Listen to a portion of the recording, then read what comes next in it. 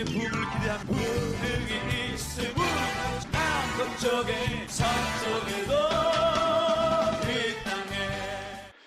할렐루야. 참 우리가 하나님의 은혜를 생각하면 눈물이 먼저 나죠. 어떻게 나 같은 죄인을 그걸 했을까라는 생각을 해보면 참 감사하고, 우리가 저 하늘의 소망을 두고 살기 때문에 어떠한 고난과 핍박도 이겨낼 수가 있는 거죠. 만약에 그거 없다면 참 얼마나 제가 비참한 삶을 살았을까라는 생각을 해봅니다. 요새는 지금 사순절 기간 있죠. 사순절 기간하면 우리 예수님의 고난과 또 많은 선지자를 우리가 생각을 해볼 수 있습니다. 그 중에 지금으로부터 한 600년 전이 되겠죠. 존 위클리프라는 그 사람이 그 로마의 그 황제에게 굴하지 않고 담대하게 전했던 그 사람이 있습니다. 그 교황이 얼마나 잘못됐고 잘못하고 있는 건지 그 사람이 당당하게 외쳤죠. 그것은 잘못된 거다.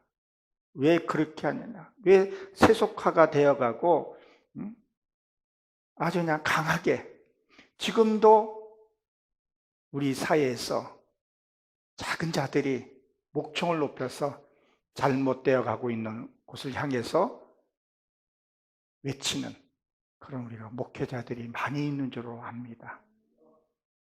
마지막 그르티로 우리를 불러주시고 써주시는 것이 너무 감사한 거죠. 이 존 위클리프라는 사람은 마틴 뉴턴 오기 전에, 우리가 마르틴 뉴턴이 종교 개혁을 했다고 생각을 하지만 그 100년 전에 있었던 분이죠. 이분이 무슨 일을 했었어요? 교황에 대해서 잘못된 것을 단호하게 선포했고, 그리고 라틴어, 그리고 지금도 쓰고 있는 천주교에서 불가타라는 그 성경으로 보고 있었다는 거죠. 그러니 일반 백성들이 성경을 볼 수가 없었던 거예요. 그러니까 이 존 위클리프가 뭐를 했어요? 영어로 성경으로 번역해서 복음을 전하기 시작을 했습니다. 그러니 또 이 교황에서는 14세기경인데 교황은 얼마나 또 이 사람이 가시 같은 사람이었겠었어요. 그 출간한 그 자기가 자필로 해서 막 써내려 갔을 때에 그 성경을 읽고 회개하고 돌아오는, 그리고 그가 죽고 나서 그 성경을 읽는 사람은 교황이 처참하게 죽이곤 했었어요. 아주 처참하게 화형도 처하게 했고, 그러나 그 말씀을 품고 있었다는 거죠. 우리도 지금 우리가 이 세상에 편한 이 활자 문자 기술로 해서 누구나가 손쉽게 갖고 있고 누구나가 손쉽게 휴대폰에 말씀이 담겨져 있는 것, 너무 흔하니까 소중한 줄을 모르는 거죠. 그 당시에 이 성경을 읽을 줄을 몰랐으니까, 성경을 볼 줄 몰랐으니까 하나님을 만날 방법이 없는 거예요. 이 성경을 우리가 읽음으로 해서 그 성경이 내한테 응답되어지는 것이 있는 거죠. 우리가 그거를 알아야 된다는 거죠. 얼마나 이 말씀들이 귀한 건가.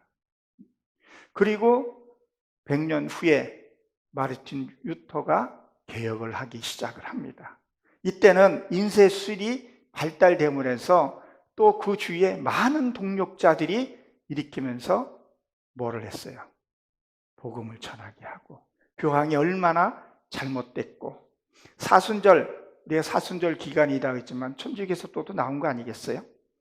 그 사순절 기간에는 어때요? 사람들이, 천주교사님은 아주 너무 거룩하고 금식하고 그렇게 합니다. 저도 사순절 기간에 좀 더 경건한 생활을 가지려고 하죠. 그렇지만 성경에서 보게 되면 뭐라 그랬어요? 달과 날을 삼가하라, 지키지 말라, 이런 말도 있어요. 그거 뭐냐면 항시 똑같은 마음으로 삶을 살으라는 거죠. 근데 사순절 기간, 어떤 특정한 기간에는 내가 거룩하게 살고, 그거 끝나면 옛 모습으로 돌아가는 그런 어리석음을 범하지 말라는 사도 바울의 가르침이 있습니다. 그것이 내가 너에게 가르치고 본 것이 헛될까 봐 뭐라 했어요? 두려워했다 그랬었어요. 그래서 제가 가끔씩 얘기하는 게 제가 직접 봤기 때문에, 천주교는 사순절 기간 때 되면 거룩해요. 근데 다바나 차이에 천주교가 있는데, 나 부활절 되고 막 끝날 무렵에는 막 공중제비가 막 날아다니고, 네? 술병이 막 날아다니고, 막 은사들이 막 나타나더라고요. 뭐 사람들이 붕붕붕 날아다니고, 뭐 엽차기 날아다니고, 소리가 막 나고. 나는 내다봤더니 통성 기도 앉았더니 싸움하고 있더라고요. 네? 그게 과연 옳은 일인가? 그리고 천주교는 토속 신앙들을 다 받아주고, 그런 게 아니라 우리는 뭐야? 삶 속에서 항시 거룩하게 살아야 할 것을 오늘 본문을 통해서 얘기를 하고 있습니다. 오늘 본문을 보게 되면 뭐라고 기록이 되어 있나요? 그러나 내가 너희에게 실상을 말하노니, 이 실상은 말한다는 건 진실된 말씀을 내게 전한다는 거죠. 내가 떠나가는 것이 너희에게 유익이라. 예수님은 성육신으로 우리가 오셨고, 그리고 보혜사 성령이 오실 것을 예언을 했었어요. 그러니까 예수님이 가시지 않으면 보혜사 성령이 내 안에 오시지 않는다는 얘기를 하고 있는 거죠. 그러면 오늘날에 우리가 성경을 보면서 예수님이 가신다는 얘기는 무슨 얘기예요? 내 안에 하나님의 말씀이 내 안에 와서 그분과 같이 내가 갈라디아에 있는 말씀처럼 내가 죽는 거거든요. 내 헛된 욕심, 야망, 미움, 슬픔, 이것들이 뭐예요? 죽어야 한다는 거예요. 뭘로요? 말씀과 같이 해서 내가 죽어야 된다는 거예요. 근데 이게 내 자신이 이게 참 죽는 게 쉽지가 않아요. 참 옛날에는 그냥 밥 3끼 먹었었어요. 호롱불 켜고 촛불 켜고 정말 그렇게 저희는 살았었거든요. 근데 요새는 물질 없으면 살 수 없는 세상이 되어버렸어요. 전기 끊기면 아무것도 할 수 없고 아무것도 할 수 없는 그런 시대가, 그러니까 물질이 없으면 살 수 없게 되버다 보니까 너무 물질에 사로잡혀 있더라고요. 저 역시도 어느 날 보니까 물질에 사로잡혀 있더라고요. 필요한 만큼만 있으면 되는데 필요 이상으로 나도 가지려는 그런 우려를 범하고 있더라는 거예요. 내가 필요한 거, 하나님 이만큼을 주고 이만큼을 서로 나눠가지고 떡을 떼고 하라는데 내가 좀 똑똑하고 더 배우고 했다고 더 가지려고. 그러니까 교회는 점점 더 비대하게 커지면서 거기서 부패한 냄새들이 나는데, 아까 말했던 존 이플리가 그 천주교를 향해서 부패되고 상한 것을 외쳤을 때 그들은 하나도 돌이키지 않았다는 거예요. 지금도 어떻게 보게 되면 그렇게 돌이키라고 얘기를 하고 있는데도 돌이키지를 않는 것을 보게 되고, 그러면 나의 내면은 과연 나는 나를 향해서 하는 말이 무엇인가? 나도 내게도 욕심이 있더라는 거예요. 그것을 말씀을 통해서 내가 죽어야 하고, 예수님이 모신 목적이 뭐냐는 거예요. 내 육의 속성을 죽고 그분에게 드리고 죽는 거죠. 그분이 가셔야 된다는 거예요. 그분이 죽어셔야 된다는 거예요. 내가 말씀 통해서 나도 죽어야 된다는 거예요. 내 속에 있는 악이 죽어야 된다는 거예요. 예수님과 함께 말씀을 가지고 죽어야 된다는 거죠. 예수님과 함께 있을 때는 뭐예요? 즐겁고 감사하고 또 표적들이 나타나니까 좋을 수밖에 없죠. 하나님과 은사가 나타나고, 그러니까 요한복음 20장 17절에 보게 되면 거기에 예수님이 죽고 나서 예수님이 부활할 것을 예언했는데 아무도 안 믿었었어요. 막달라 마리아도 믿지 않고 갔더니 문을 열고 봤더니 문지기가 있어서 그 동사지기한테 뭐라 그랬었어요? 예수님 시체가 어디 있냐고. 나중에 예수님인 것을 알아보고 그리고 손을 잡았죠. 가지 말라. 그러니까 예수님이 뭐라 그랬었어요? 아직 내가 하나님께 가지 않았으니까 이것을 놔라 그랬단 말이에요. 그 이유가 뭐예요? 막달라 마리아는 그때는 예수님이 오실 그때는 로마의 속국으로 있었잖아요. 그러니까 그가 와서 나의 복수도 갚아주고 나의 모든 것을 해달라고. 그리고 예수님과 같이 있으면 자기가 뭘 할 수 있고 또 은사 표적도 나타날 수 있으니까 자기를 위해서 가지 말라고 붙들었던 거죠. 그러나 예수님은 뭐라 그랬었어요? 내가 아직 하나님께 가지 않았다. 내가 가야지만이 내가 보혜사 성령을 너에게 보내주시겠다고 얘기를 합니다. 고린도전서 13장 8절에 보게 되면 모든 방언과 은사를 다 패한다 그랬었어요. 그것은 너희가 믿기 힘드니까 봐야 믿기 때문에 잠깐 보여주는 그 은사라는 거예요. 그건 영원한 것이 아니기 때문에 그것을 하나님이 피하신다고 얘기를 했습니다. 근데 우리는 자꾸 은사가 나타나고 뭔가가 이렇게 돼야 하고 그것만 자꾸 부르짖고 찾게 된다는 거예요. 아니에요. 실상은 내 안에 성령님이 계셔야 한다는 거예요. 그러면 내 안에 있는 악이 처리돼야 돼요. 나의 욕심이 처리가 돼야 돼요. 내가 나의 안에 이게 무엇이 있는지를 알아야 돼요. 그러니까 우리 세상에서 뭐라 그래요? 내가 나를 봐야 돼요. 자라 그랬죠. 내가 내 안에 나를 봐야 되고 내 안에 내가 본 그는 하나님을 바라볼 수 있어야 된다는 거예요. 내가 나를 보지 못하고 내가 나를 깨닫지 못하고 그러니 그 안에 있는 하나님을 만날 수 없으니까 맨날 개미 쳇바퀴 돌듯이 원망 불평하다가 광야에서 죽게 되는 경우가 생길 수 있다는 겁니다. 그러니까 뭐라 그래요? 요한복음 20장 22절에 보게 되면 예수님이 마지막 승천하시면서 숨을 거두면서 뭐라 그랬었어요? 성령을 받아라. 성령을 받게 되면 사도행전 2장에 보게 되면 마가다락방의 성도들이 모여서 뭐 했었어요? 성령을 받고 각자의 말을 하고 서로의 언어가 다 통했다 그랬었죠. 언어가 통했다는 얘기는 무슨 얘기겠어요? 저 사람 얘기도 내가 듣고 이해할 수가 있고 이 사람 얘기도 듣고 이해할 수도 있고 원수도 사랑할 수 있는 그런 폭넓은 것을 갖게 되는 거죠. 여러분들 잘 아실 겁니다. 지존파하면 생각조차도 하기 싫은 살인 말하는 거. 그러나 한 목사님은 저 성함을 잊어버렸는데 그 지존파를 위해서 끝까지 기도하고 사형장에 올라갈 때 예수의 그 구원받고 했던 것. 그 우리 죄는 용서할 수 없지만 그 영혼을 사랑했기 때문에 그 목사는 그거를 봤기 때문에 하나님의 자녀에게 알기 때문에 우리도 그러한 마음으로 갖고 정말 그 영혼을 그 죄는 용서할 수 없지만 거기에 대한 죄의 대가는 그건 하나님이 하시는 거지만 그 영혼을 품고 기도할 수 있어야 된다는 거예요. 나한테 맡긴 영혼이 있다는 거예요. 그거를 품을 수 있어야 된다는 거예요. 그러니까 다락방에서 서로의 언어가 통하는 거예요.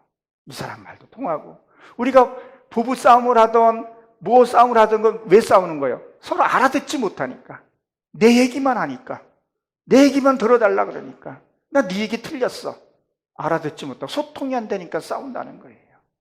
아 그렇구나. 저 사람이 저런 마음을 갖고 있었구나. 왜 저 사람이 저렇게 악하게 되었을까? 사이코패스가 왜 그렇게 됐을까? 보면 가정사가 있었고 저런 아픔이 있었구나. 지금 요새 세상에요 너무 세상이 악해져가지고 쌓여있는 이 분들이 너무 많습니다. 그래서 제가 요새 기도해요. 하나님이 저에게 맡겨주시면 내가 그 영혼을 품고 기도할 수 있게 저 영혼을 내가 감싸 안고 싸매고 기도할 수 있게 하나님에게 능력을 주시고 모든 것을 하나님 풀어주시옵소서. 그러면 내가 하나님이 나한테 맡긴 영혼을 내가 그를 품고 그 맺혀있는 것들을 내가 풀겠나이다. 이 땅에서 내가 한과 이것이 맺혀져 있는 것이 풀려져야지만이 복음도 들어갈 수 있다는 거예요. 그 사람의 상처와 미움과 시기와 원망 꽉 차 있으면요 들어갈 게 없어요. 그 사람의 걸 다 뭐예요? 품어내게끔 그 사람인 걸 다 품어내야 그래야 말씀이 들어가기 시작하거든. 그러니까 들을 수 있는 영역도 달라고 기도해야 된다는 거죠. 그러니까 예수님이 승천하면서 성령을 받아라. 이 성령을 받아야 성경을 봐도 설교를 들어도 맞습니다. 아멘. 전화도 성령을 받고 전하는 거 하고 듣는 것도 이게 문자 활자에서도 우리가 깨닫는 것도 있고 하겠지만 배우는 것보다 성령님께 직접 알려주신 게 그것이 더 은혜가 더 크더라는 거죠. 그래서 성령을 받으라는 거죠. 이 보혜사가 오게 되면 내가 생각지 못한 것들을 깨닫게 되고 기뻐와 감사가 나오는 거죠. 베드로후서 1장 19절에 보게 되면 마음의 샛별이 너의 마음에 떠오르기까지 이것을 너에게 주의해라.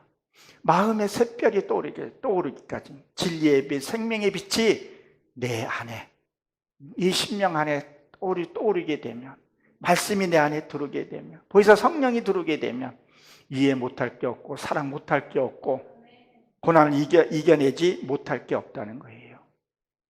보혜사 성령이 내게 임하게 되면 내 안에 평강과 기쁨과 은혜가 넘치게 되더라는 거예요. 그래서 저도 요새 다시 기도합니다. 하나님, 내게 하나님 은혜를 다시 한번 주시옵소서.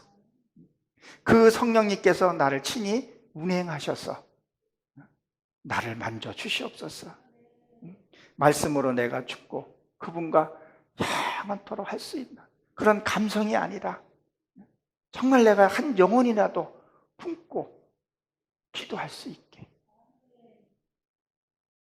지금은 무슨 게 많다 그래요.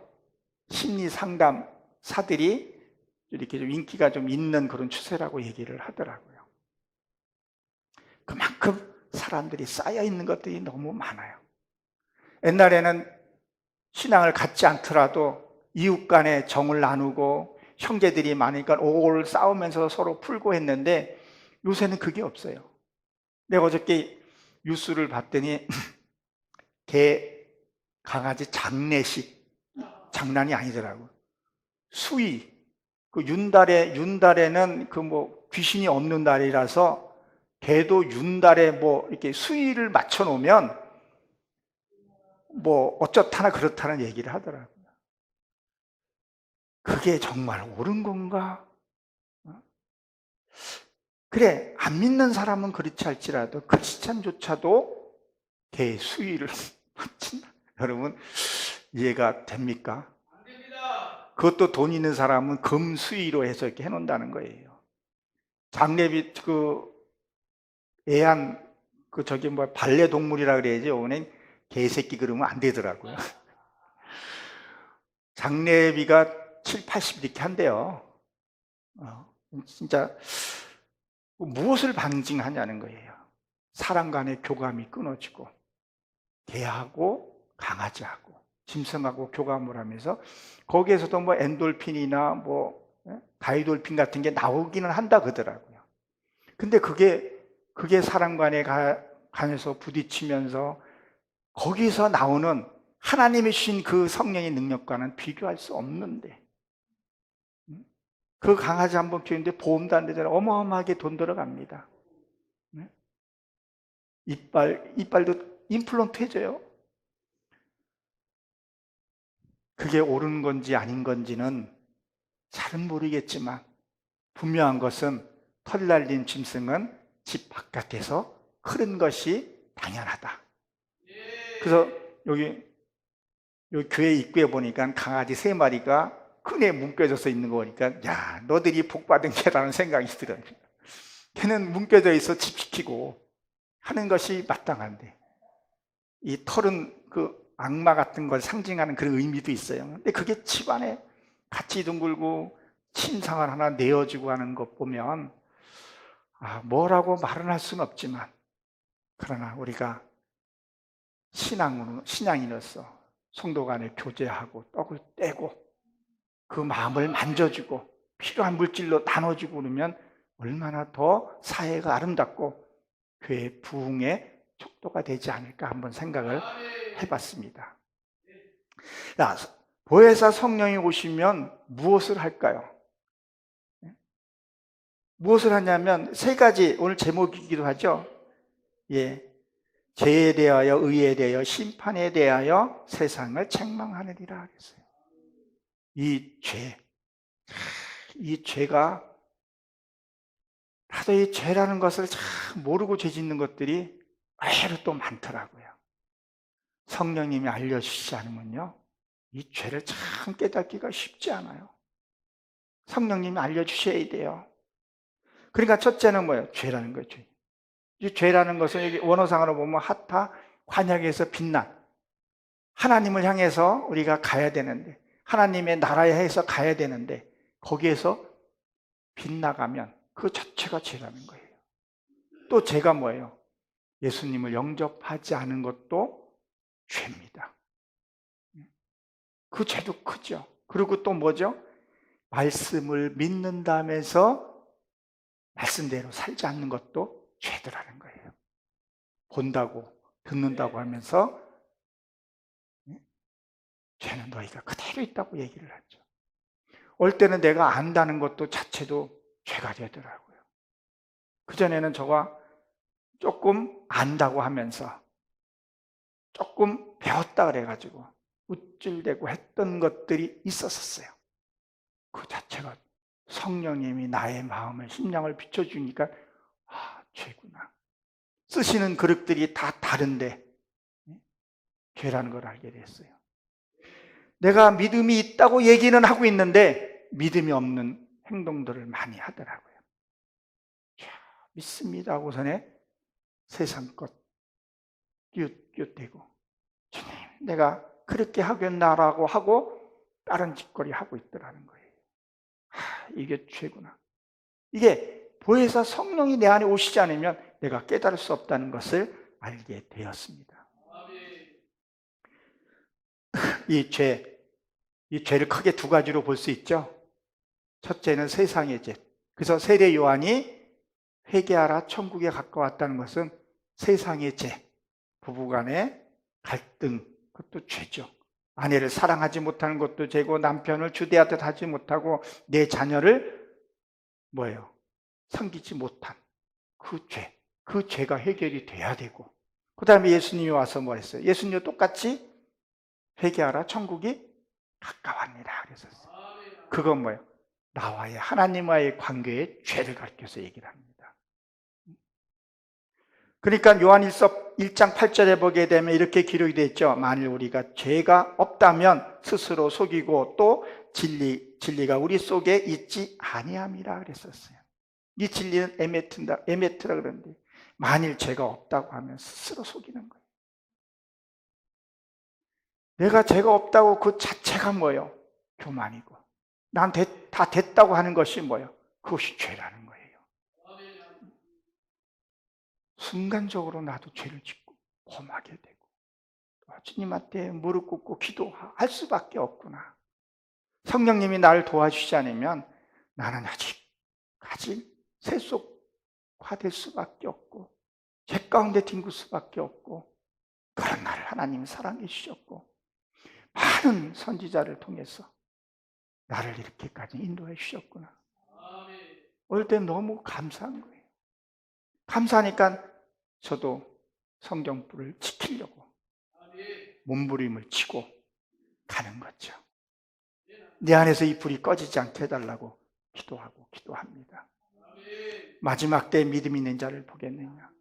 하나님 아시고 그렇게 했다는 거죠. 자다가 깰 때가 벌써 됐다. 성경불이 꺼져서는 안 된다는 것을 얘기를 하고 있습니다. 그리고 두 번째 죄는 뭐죠? 의예요, 의. 이 의가 뭘까요? 저도 예전에 또 신앙생활하면서 내 의로 했던 것들이 너무 많았었어요.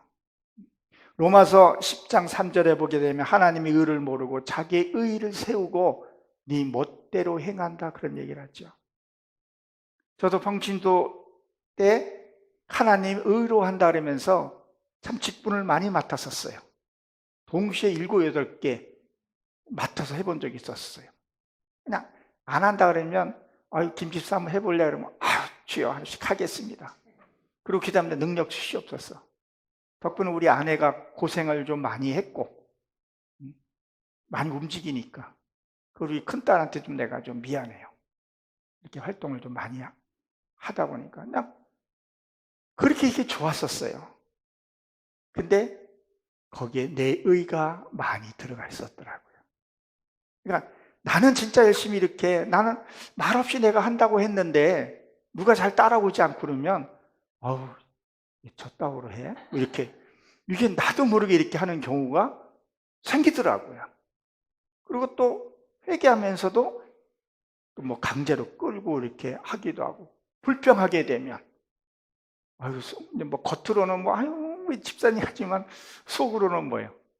내가 판단하고 했던 기억이 나요. 그게 내 의더라고요. 성령님이 주시는 것은 한 게 내가 지치지 않고 계속 하게 되는데 내 의로 하다 보면 어느 정도 하다 보면 지쳐서 힘들어지더라고요. 그건 내 의로 하는 게 내 의로 했기 때문에. 하나님의 의로 하게 되면요 항상 기쁘고 누가 뭐라 그래도 내가 감사할 수밖에 없고 이거라도 하나님께 내가 드릴 수 있다는 것이 감사밖에 없게 되는 거죠. 그래서 자꾸 내 의로 하는 거예요. 그러니까 로마서에서 10장의 3절 1절부터 쭉 읽고 가게 되게 되면 도대체 너 누구 의로 하느냐는 거예요. 무엇 때문에 하냐는 거예요. 내가 이렇게 했으니까 너도 해야 돼. 강제로 그냥 끌고 가고 아유 이렇게 했던 그게 아니라 내가 여기까지 오기에는 수많은 사람들이 순교와 헌신과 얼마나 많이 피 흘렸었어요. 너무나 많은 분들이 이름도 없이 빛도 없이 정말 사라진 분들이 너무 많잖아요. 그걸 어떻게 우리가 있겠네요. 어떨 때는 내가 힘들고 지칠 때 그분들을 한번 생각을 해봐요. 사순절 기간이고 그러니까. 그 600년, 아니 2000년 전부터, 아니 그 전부터 많은 선교사들이 부르짖고 찾고 그래서 우리가 지금 지금 재단의 불이 꺼지지 않고 이 장흥 방석교회도 다 성년의 집회가 열리는 거 아니겠어요? 여러분 우리의 의로 하는 것이 아니라 하나님이 주신 그 의로 해야지만이 영원토록 할 수 있다는 거 우리가 기억했으면 합니다. 할렐루야. 그리고 또 뭐죠? 심판에 대해서요. 심판에 대해서. 이 심판은 뭐야? 계속 이어지는 거죠. 자꾸 남을 판단하고 정죄하는 것들. 이게 생각보다 많더라고요. 그래서 요새는 제가 그거를 스스로 고치려고 많이 해요. 아니 나는 할 수 없으니 보혜사 성령님 내게 오셔서 내가 판단하고 비판하지 않게 주옵소서. 저들을 보면서 나를 보면서 내가 깨닫게 해 주시옵소서. 그거를 해야 된다는 거죠. 우리가 이 또 하나님의 일이라는 것은 또 뭐겠어요? 요한복음 6장 29절에 보게 되면 예수님이 친히 이런 말씀하죠. 하나님이 내 아들을 보낸 자를 믿는 것이 하나님의 일이라. 남 판단하고 정죄하고 하는 것이 아니라 뭐예요? 내가 하나님 형상 이루는 게 일이라는 거예요. 우리는 빈손으로 왔다 빈손으로 간다고 얘기를 하죠. 그래요. 세상으로 보면 우리는 빈손으로 왔다가 빈손으로 갑니다. 그러나 영계의 세계는 그렇지 않아요. 빈손으로 왔다가 하나님의 형상을 이루어서 가야 되는 부분이에요. 저희 어머님이 강원도에 지금도 계시고 이제 내일 모레면 구순을 바라보세요. 근데 어저께 버스 타고 지하철 타고 큰님 댁에 왔어요. 아직 건강 건강해서 너무 감사해요. 근데 이제 어머님 이제 시골에 계시면 아들일지라도 시골 가면 빈손으로 가나요? 뭘 하나라도 이렇게 어머니 좋아하시는 거 가지고 가게 되는 거죠. 그러면 우리도 이 사명 마치고 하나님에 갈 때 빈손으로 가는 것이 아니라 뭘 가지고 가게 되겠어요? 내가 변한 속성, 이 우로부터 흘러왔던 그 죄들을 다 끊고 하나님의 아름다운 모습으로 변해서 가야 한다는 거예요. 그게 실질적으로는 하나님의 형상을 이루는 거라는 거예요. 하나님은 우리를 그냥 일시키지 아니하신다 그랬었죠. 저가 받은 은혜를 여러분들 같이 나눕니다. 나누면서 이 말씀 속에서 진리가 나한테부터 선포된다는 거예요. 내가 말을 하면서 내가 제일 많이 빨리 듣잖아요. 그리고 이걸 들으면서 하나님, 나도 이 말씀처럼 먼저 세워지고 먼저 이루어지게 해주시옵소서. 여러분들 똑같이 느낄 거예요. 어떤 말씀을 선포하면서 내가 깨닫게 되고, 말씀을 내가 선포하면서 소스라치게 놀랄 때가 있잖아요. 가슴이 두근대기도 하고. 이것이 뭐예요? 하나님이 내게 보상을 해준다는 거예요. 근데 남이 잘하고 못하고 왜 판단하고 자꾸 정죄하냐는 거예요. 마태복음 23장 12, 11, 23장 1절부터 쭉 보게 되면 바리새인과 그들 보고 뭐라 했어요? 바리새인과 세리들 보고 너희들은 왜 모세의 자리에 자꾸 판단하고 정죄하냐는 거예요. 우리는 섬기고 그를 위해서 가면 되는데 뭐를 해요? 자꾸 저거는 저렇고 어떻고 저떻고 판단하고 정죄한다는 거예요. 그건 하나님이 하실 부분이에요. 제가 어떤 인류에서 어디를 한번 간 적이 있었어요. 얼마 전에 부동산에 한번 간 적이 있었는데 평신도더라고요. 평신도인데 우리 집 근처에 이게 중형교회가 있어요. 큰지만 중형교회. 이보다는 좀 사이즈가 좀 큰 교회이고 성도들도 있는데 집사님인데 어떻게 대화하다 보니까 제가 이제 목사란 걸 알게 됐는데 담임 목사에 대해서 편견을 자꾸 갖고 계시는 거예요. 어쩌고 저쩌고 교회를 떠나야 될 것 같습니다. 그러더라고요.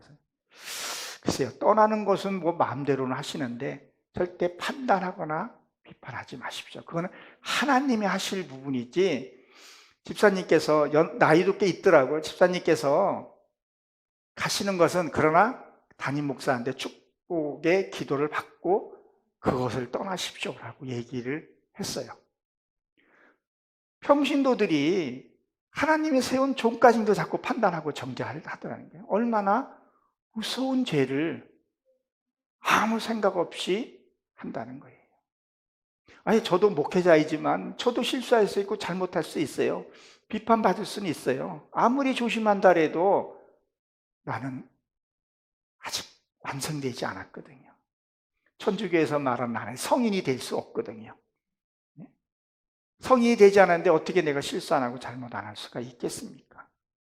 그것은 하나님이 하실 부분이라는 거죠. 우리도 목회자들도 어떻게 보게 되면 내가 실수하면 어떡하나 이런 압박감이 아니라 하나님이 주신 그대로 하면 되거든요. 근데 그들이 보기에 때는 우리가 잘못한 것처럼 보이지만 하나님이 보실 때에는 그걸 통해서 또 채찍을 할 수도 있는 부분인데 우리는 절대 판단하거나 정죄해서는 안 된다는 거예요. 그러니까 뭐라 그래요? 심판에서 세상에 책망하러 왔노라. 이 책망이 뭐예요? 이 우리가 보여주는 이 세상이도 알겠지만 이 세상은 내 안에 내면에 보혜사 성령이 오시면 내 내면에 있는 죄를 들춰내요. 진짜 생각지도 않았던 그게 죄라는 것을 내가 인식이 될 때가 있어요. 아버지, 정말 내가 잘못했습니다. 정말 고백하게 돼요. 이 안에서 내 안에서 심판이 있어야 된다는 거죠. 그러니까 뭐요? 책망한다는 게 훈계하다, 죄를 깨닫게 하다, 잘못을 알리게 하다, 꾸짖다. 내가 이 죄를 이게 깨지는 게요. 그냥 평범하면 안 깨져요. 다 그냥 막 형통하게 잘 되면요, 절대 죄 안 깨집니다. 네? 모든 것이 잘 되면요, 그거는요, 교만으로 가는데 지름길이 돼버리더라고요. 그것을 깨기 위해서는 무슨 게 필요해요? 외부에서 강한 압력이 들어왔을 때, 견디기 힘들 때, 그때 깨닫게 돼요. 암모스에서 보게 되면 철 타작기로 두들긴다 그러잖아요. 얼마나 내가 이 죄가 강하면 그 의로움에 그 의로움에 쌓여져 있는 죄들이, 그 목사에 대한 어떤 그 직분에 쌓여져 있는 거예요. 자기 어떤 감투에 쌓여져 있는 것 때문에 이게 깨지지를 않더라는 거예요. 이걸 깨지기 위해서는요, 어떤 바깥에서 강한 압력으로 쳤을 때, 그게 금이 갔을 때, 그때 금이 가거나 빛이 들어오고 나서, 맞아요, 이겁니다. 어떤 일을 만났을 때 그 문제의 해결도 중요하지만 그 문제 해결하기 전에 하나님, 내게 왜 이런 고난이 왔는지 묻고 기도하고 하다 보게 되면 그 부분에 대해서 알게 되고 깨닫게 되고 그 문제도 해결이 된다는 거예요. 우리는 어떤 문제가 발생하게 되면 저 역시도 그래요. 그 문제 좀 해결해 달라고 매달려요. 하나님 이거 좀 해주세요, 해주세요.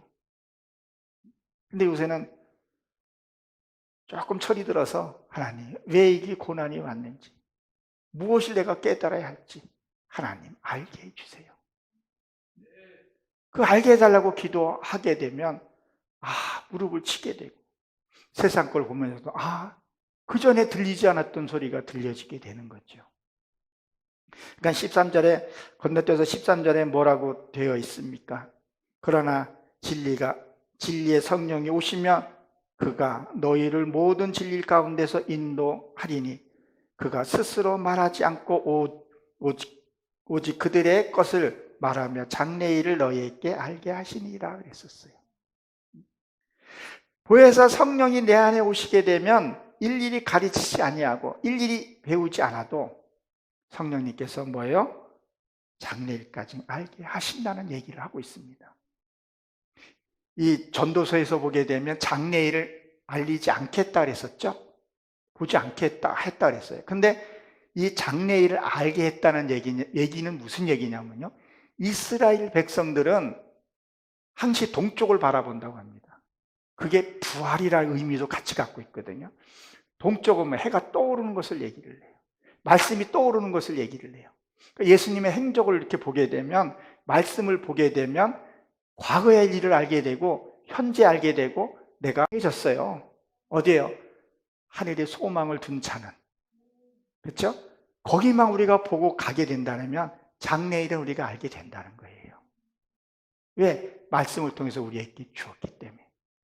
일일이 말을 안 해줘도.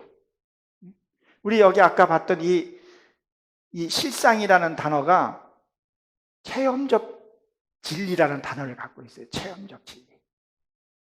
우리가 말씀에서 우리가 배우면서 체험 많이 했잖아요. 그렇죠? 말씀이 먼저 주고, 그리고 그 말씀을 붙들고 씨름하다 보게 되면 언제 말씀이 내가 이루어진 것을 보게 돼요. 제가 요엘서에서 보게 되면, 요엘서 3장 16절인가 보게 되면 이렇게 기록된 거 있어요. 단포도주가 높은 산에서 낮은 산까지 젖이 흐르고 시딤 골짜기까지 흘러간다, 이런 말이 있어요. 그 포도주가 뭐예요? 하나님의 생명수를 얘기하고, 그리고 우리 단 것을 먹으면 피로회복이 되잖아요. 그 단 포도주가 이 높은 에서 이 낮은 이 깊은 이 골짜기를 얘기를 해요.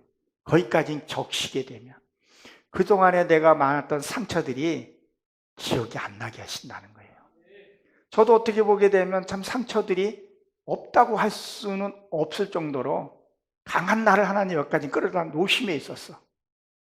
아픔이 있었는데 그 아픔이 없더라는 게, 기억을 하고 싶어도 다 축복이 되어버렸더라고요.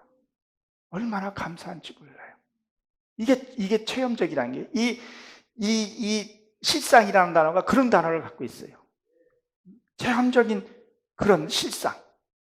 그리고 시딤나무 골짜기까지 적신다는 얘기는 이 가시 같은, 그 시딤이 벗게 만든 그 가시나무잖아요. 그 생명수의 하나님의 단포도주가 내 안에 이 신명수에게 적시게 되면 감사와 기쁨밖에 없게 되는 것을 얘기를 하죠. 그 하나님이 말씀을 통해서 내가 악이 죽고, 내가 하나님과 보혜사 성령이 내 안에 오게 되면 무엇인지 뭐예요? 평안과 기쁨으로 나가게 된다는 거예요. 그러면 믿음을 잃지 않고 간다는 거예요. 지금 크리스찬들이 많이 지금 빠지고 있죠. 눈에 띄게. 내가 단골로 갔던 포인트도 좀 꽤 싸놨는데 기독교 서점이 사라졌더라고요.